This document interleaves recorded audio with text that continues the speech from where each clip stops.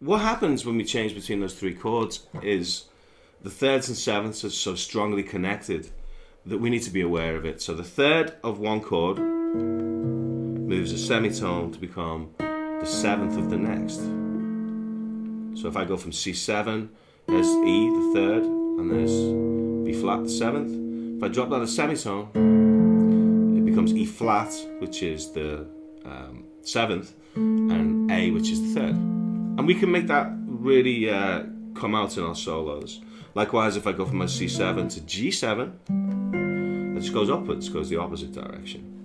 So I would suggest making friends with those connections. They're a really important thing. And they're at the heart of every scale choice. So even if you're going to play something wacky like a whole tone scale against the first chord, you still have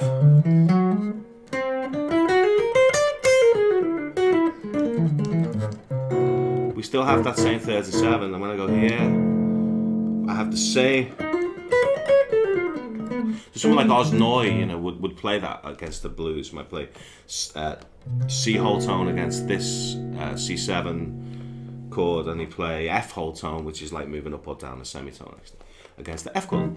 So, in answer to the question, I would suggest the first thing to do is look at major and minor pentatonic scales. Then look at embellishing those by addressing the chord tones.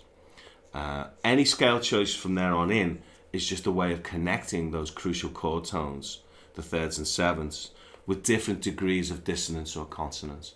So ultimately, in the long run, you want to have as many choices available to you as possible.